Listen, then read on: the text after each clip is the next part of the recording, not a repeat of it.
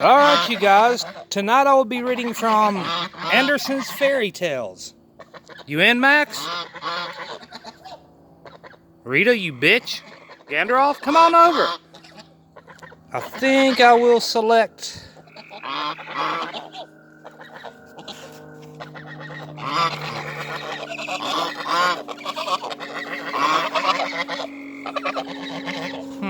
what looks good, you guys? We need something short. It's getting late.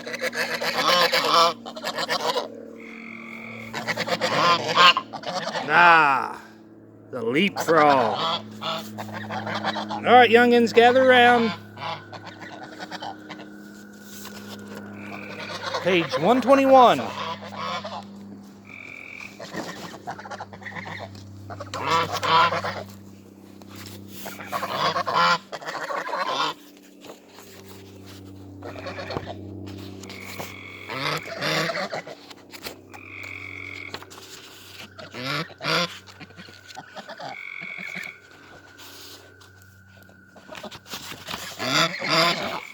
Oh, hold on.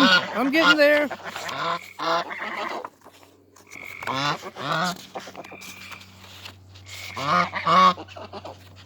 Alright, here we go. You in it, Max? Alright.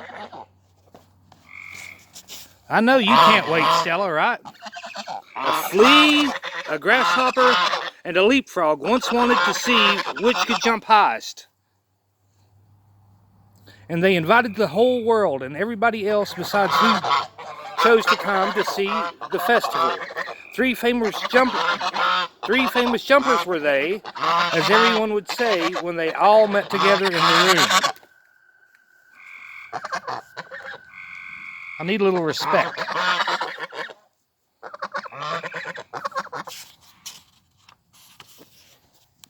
I will give my daughter to him who jumps the highest, exclaimed the king, for it is not so amusing where there is no prize to jump for. The flea was first to step forward. He had quite exquisite manners and bowed to the company on all sides.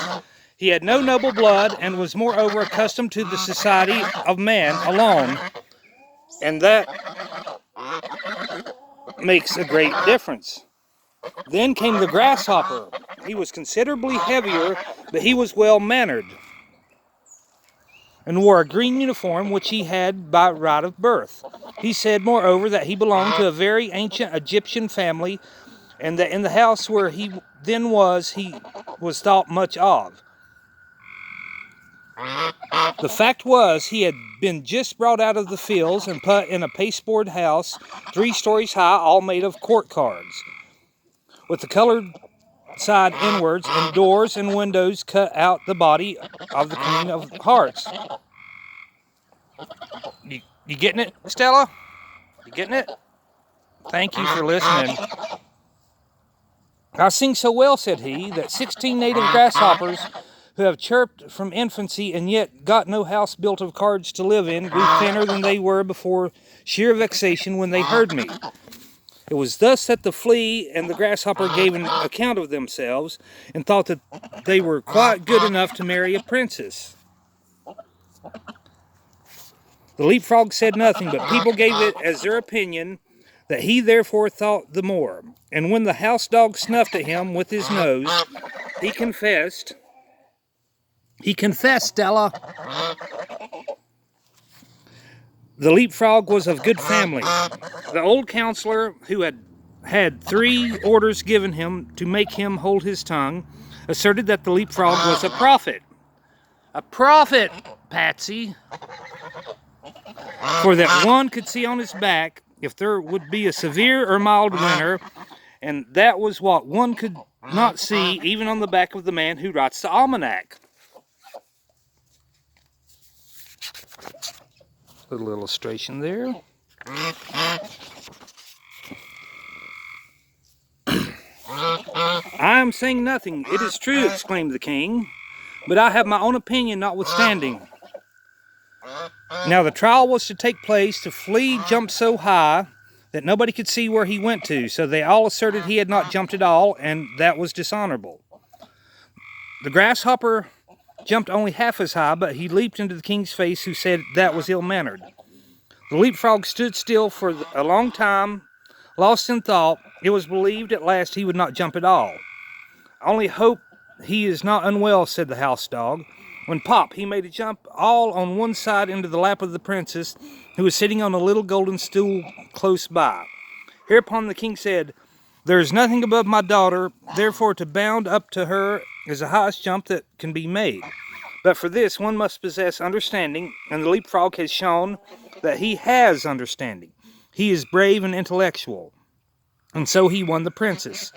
"It's all the same to me," said the flea.